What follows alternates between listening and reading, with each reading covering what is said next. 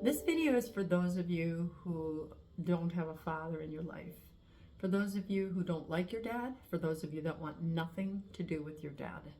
For those of you that have hard hearts saying, I never want that man in my life. He wasn't there when I was a child and I don't want him there now. I was sitting here getting ready to do another video, and I swear to you, it is a Holy Spirit moment where he's like, talk about this. I was like, really? Because I think about two particular men that I've worked with, but there have been so many. And God put them in my mind. So what I've learned in my 58 years, when God puts someone in your mind, you make sure to do what you're told. So that's why the trajectory of this video has changed.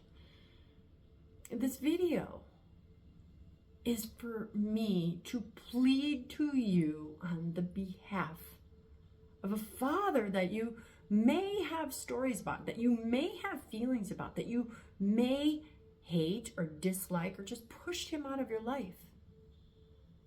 My pleading here is for you to soften your heart, to question your own feelings, and to question also what you've been told.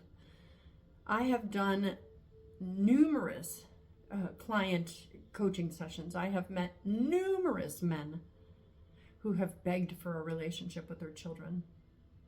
I know men who are young and their children are still growing and they're trying to connect with their kids, but I'll say the truth, their wives aren't letting them.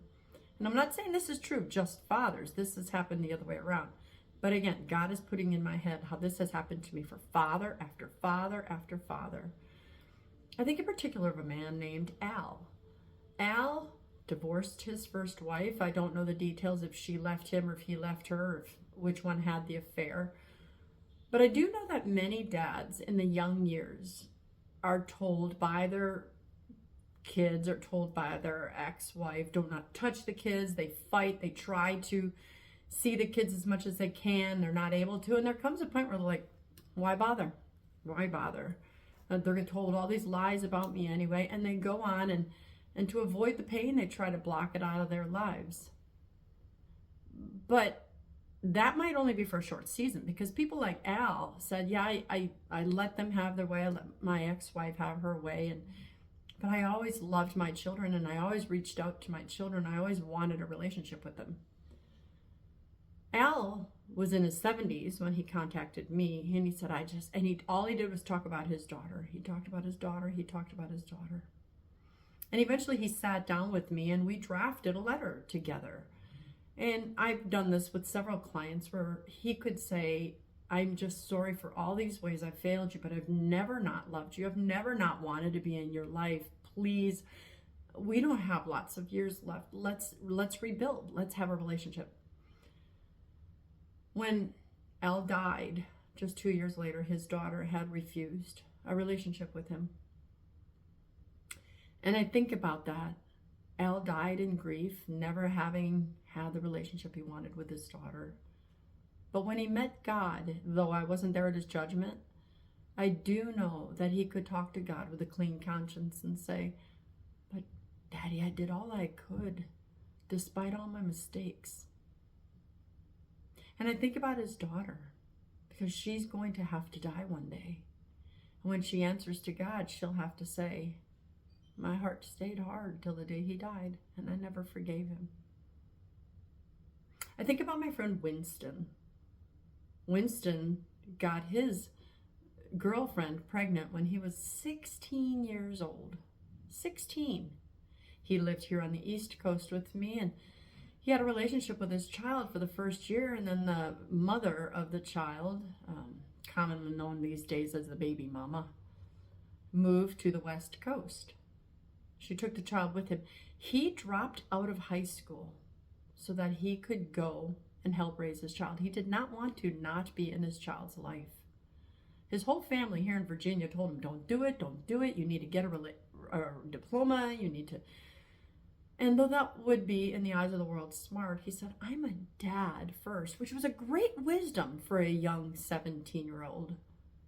I think he was 16 when they got pregnant, 17 when he fathered it, or he was 16 when she was born. He was also lied about by the mother, and this one I know factually because I know the other children involved. I know the mother reached out years later. I know the mother had several other men, several other children in her life from other men. And she just pushed Winston out of her life. She created inside of her child a disdain for her father. She lied to the child about her father. And Winston grieved. I knew Winston for decades.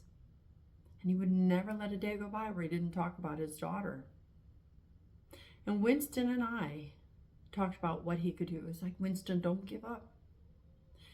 Even if you die without ever seeing her again, you can die with a clear conscience saying, I know that I've done all I can.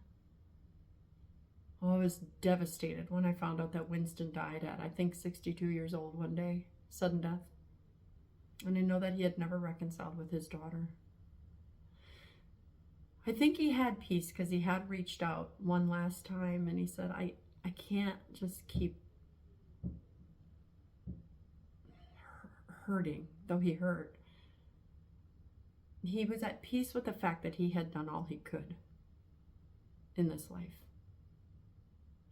And I know that he too, when he died, saw God and said, Father, you know I did all I could, you know that. And he would send money. He would send money to his grandchildren, though she would accept the money. She would never accept his advances. And she didn't come to his funeral either.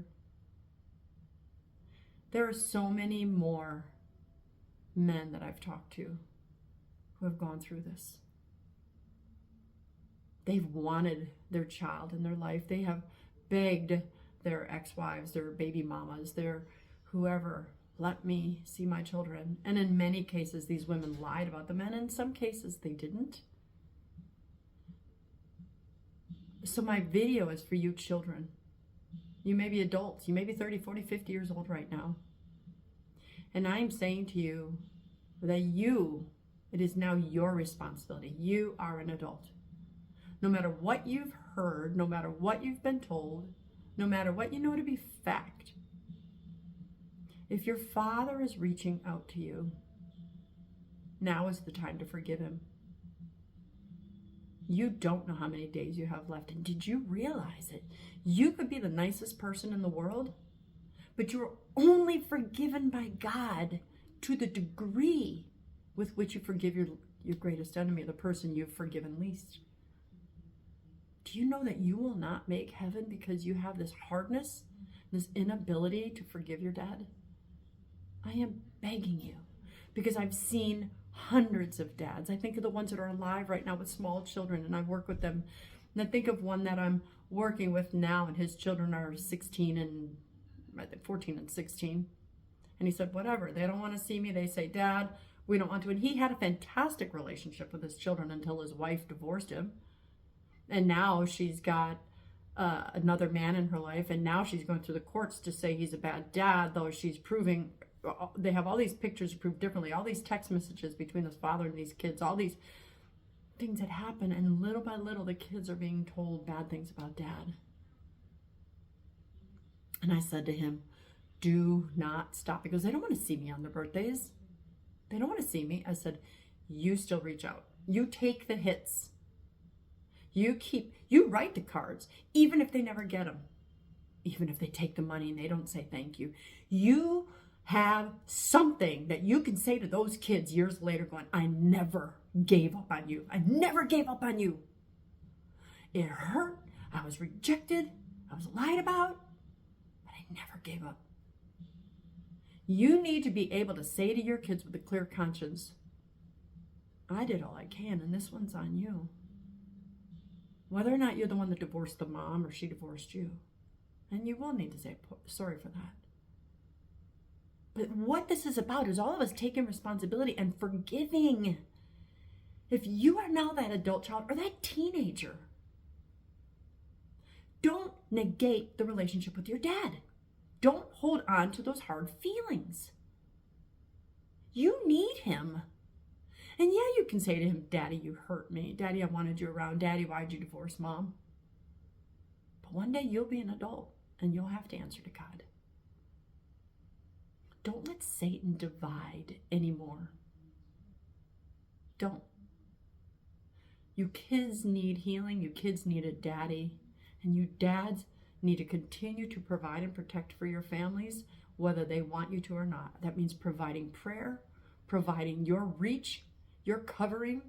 You constantly, whether you haven't seen your children in 30 years or later, you're able to say, I'm still here for you. Let them know that. If your letters are rejected every day, you write another one. I love you. Don't blame anyone. Don't say what the fault is. If your mom hadn't done this, keep that on a letter. Just write to your kids and say, I'm your dad and I love you. I'm sorry for any way I've ever failed you. But I need you to know if you ever need anything, I'm still here for you. And you beat that message into the kids' heads. I love you. I'm always here for you. I will protect you. I will let nothing happen to you that is within my power. Because even if your child is 20, 30, 40, 50, they need to hear that from their dad. Then it's on them. Kids, what are your thoughts? Are you that 40-year-old child right now? So I ain't seen my daddy. I don't want to see him. This is on you now. This is on you. Do not let Satan grip your heart. Recognize that Satan's going, yeah, I want to keep them divided. Don't make Satan smile and Jesus frown. Who is it that has grieved you? Who is it? This is specifically about dads and children. But we can add this to moms and kids too. We can add this to anybody who has someone they haven't forgiven. The time is now. Our days are running short, and you never know if you'll have tomorrow. For the love of God, keep forgiving. One last thing I want to say to you kids, and I'm not begrudging your moms, though I have met many moms that have lied to cover themselves, to make the dads look bad. I've met dads that have lied about the moms as well. And I'm not even going to say if it's 50-50 or what. It doesn't matter. But what I am saying for you is, you adult children of divorce, you adult children, your parents were never married, you don't know the whole truth. You don't. You know what you've been told. Maybe it's time for you to go talk to the other parent and say, what is your perspective? It's all about love, you guys.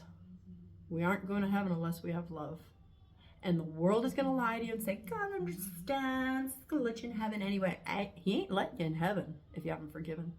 He's not doing it. He says it in his word. Don't go to hell. Don't listen to Satan. You listen to the Holy Spirit. You forgive. And one last thing. The joy that you will experience, the peace that will cover you when you realize what a heavy cross you were carrying all these years. Oh my gosh. Consider it joy. You will recognize the cup you were carrying and the heavy rocks in it. You can finally put it down. My dad's always been in my life, but we didn't have a good relationship, and I didn't like him for many years. I had to forgive him. And today, he sits behind that door visiting me for the summer. He's an 83-year-old man, and I love him, and I'm so grateful that I softened my heart and that he kept his soft towards me. He never gave up on me. Be like Christ. Love one another. Forgive. Move on. You're going to be so happy that you did. Need help? Give me a call. I'm Dr. Christine Bacon. I want to thank you for watching yet another informational Bacon Bit. And I want to remind you always to live your life sunny side up.